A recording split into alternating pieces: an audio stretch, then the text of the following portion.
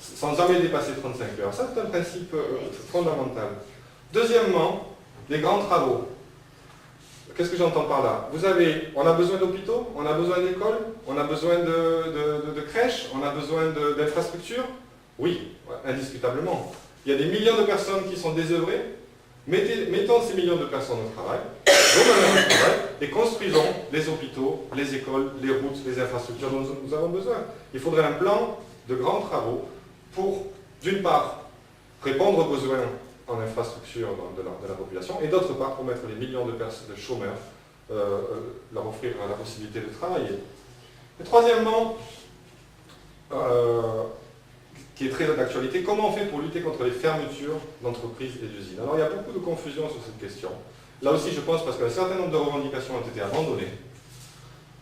Parce que souvent, on ne peut être qu'admiratif devant la lutte souvent héroïque des militants et des CGTistes dans telle ou telle entreprise, chez Continental, Caterpillar et d'autres, contre les fermetures. Les séquestrations, soit dit en passant, les séquestrations, les syndicalistes rejettent souvent ce terme, parce qu'ils trouvent que par rapport à un type qui dort 12 heures sur une moquette, à qui on donne à manger, à boire, etc., pour lequel et qui est en train de mettre tout le monde à la porte, c'est un terme un peu dur, séquestration. Oui, beaucoup de courage et de lutte. Mais souvent, il y a l'idée qu'il nous faut un repreneur. Et souvent, c'est la seule perspective qu'on présente aux travailleurs.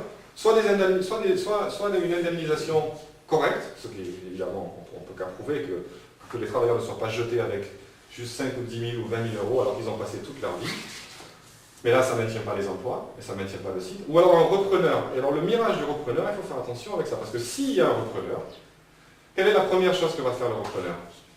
Il va dire, bon, ben moi je reprends les gars, alors on va virer 200 personnes, au lieu de virer tout le monde, on va virer 200 personnes, les autres, vous allez travailler plus vite, et puis on va revoir tel ou tel acquis social que vous avez, les salaires vont baisser de 10%, ça se passe comme ça dans 95% des cas. Le repreneur impose des conditions drastiques au salarié qui reprend. Et là aussi, je pense qu'on devrait en revenir à des revendications qui ont vécu dans le mouvement ouvrier, qui sont à l'ordre du jour. Au Venezuela d'ailleurs, ils ont un mot d'ordre qui me semble parfait, usine fermée, usine occupée. Usine nationalisée. C'est un excellent mot d'ordre. Ça rime en espagnol. Usine cerrada, usine ocupada. C'est encore mieux. Et une usine, une entreprise qui est menacée de fermeture ou de plan social, le mouvement syndical devrait s'efforcer de mobiliser les travailleurs, non seulement les travailleurs de l'usine, mais les travailleurs du bassin d'emploi et à l'échelle nationale, pour occuper l'entreprise, à condition que l'occupation soit le point de départ d'une lutte pour la nationalisation, l'expropriation de l'usine sous le contrôle démocratique des salariés, de façon à maintenir les emplois, maintenir les salaires et maintenir le site industriel. C'est la seule façon de conserver l'entreprise. C'est la seule façon. Par conséquent, c'est ce qu'on propose, c'est ce mot d'ordre qu'on défend dans ce texte. Et juste les séquestrations, j'y reviens une seconde. Quand vous y réfléchissez, je vais bientôt terminer, si la guêpe ne me pique pas. Les séquestrations, c'est un premier pas vers l'occupation, psychologiquement, si vous regardez les choses. Pourquoi? Parce que les travailleurs qui disent, qui enferment un patron comme ça dans une salle pour le forcer à discuter, qu'est-ce qu'ils sont en train de dire? Ils sont en train de dire, nous, on est ici chez nous, c'est notre entreprise, et on fait ce qu'on veut. Si on veut enfermer le patron dans une pièce, pour le forcer à négocier, on le fait parce qu'on est chez nous, c'est notre entreprise. Et c'est psychologiquement un premier pas en direction d'une occupation de l'usine. Ce qu'il faudrait séquestrer, c'est pas le patron, c'est l'usine. Et ça, c'est ce qui fait peur aux capitalistes, c'est qu'ils sentent ça, ils sentent que c'est un premier pas dans cette direction. Donc, j'en termine bientôt. Donc oui, il y a des réformes, mais en tant que membre du Parti communiste et en tant que militant communiste, je pense que le rôle des communistes devrait être de dire la vérité aux salariés.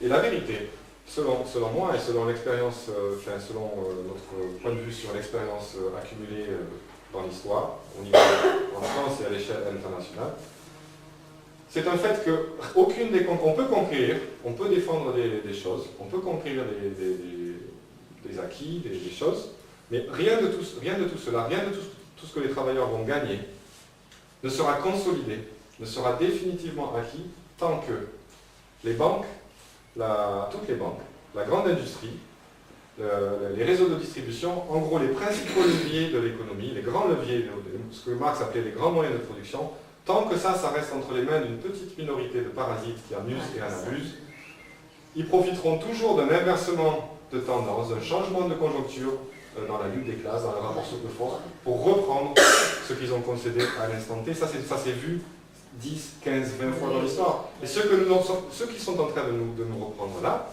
c'est ce que nous avions arraché de notre lutte en 1936, à la Libération, en 1968, en 1981, etc., etc. Oui, mais on a laissé le pouvoir économique entre les mains des capitalistes, et ils utilisent ce pouvoir, ils utilisent leur pouvoir pour nous reprendre tout. Par conséquent, la lutte pour le socialisme, c'est lutter pour chaque réforme. Oui, on lutte pour des réformes, mais en même temps, systématiquement, on explique chiffres et faits à l'appui, dans un langage que les travailleurs puissent comprendre. C'est pas la peine de faire des dissertations de philo de 9 km, mais ils comprennent en général. On leur explique que rien de ce qu'ils vont pouvoir conquérir ne sera définitivement acquis tant qu'ils laisseront le pouvoir économique, les principaux leviers de l'économie, entre les mains des capitalistes. Autrement dit, il faut leur expliquer qu'ils doivent et qu'ils peuvent être les maîtres de la société, eux, les salariés, qui après tout font tout. Réfléchissez, il n'y a pas une lumière qui s'allume, il n'y a pas une roue qui tourne, il n'y a rien qui se passe dans la société sans l'aimable permission de la classe ouvrière, avec les travailleurs constituent l'écrasante majorité de la société, ils font tout. Oui, tout à fait. Ils font absolument tout. Les capitalistes, ils peuvent faire le tour du monde en ballon, personne ne s'en rend compte. Alors que quand vous avez une grève, même une petite grève, qui paralyse un secteur de l'économie, désormais l'économie est tellement interconnectée, les différents secteurs sont tellement liés les uns aux autres, que ça peut paralyser l'économie entière. Donc il faut inspirer les salariés, leur donner confiance dans leur capacité à prendre les rênes du pouvoir et à diriger, administrer la société.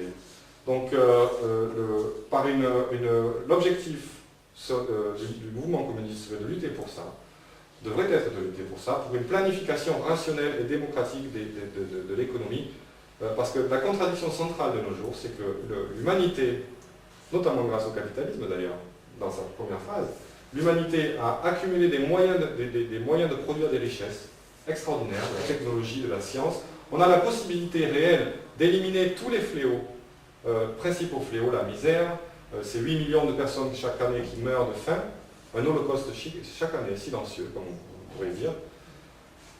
Les gens qui meurent parce que l'eau n'est pas potable, les gens qui n'ont pas de logement, l'analphabétisme à l'échelle mondiale, etc. En fait, tous les fléaux pourraient être éliminés en l'espace de quelques années sur la base d'une gestion rationnelle, une planification rationnelle et démocratique des richesses créées.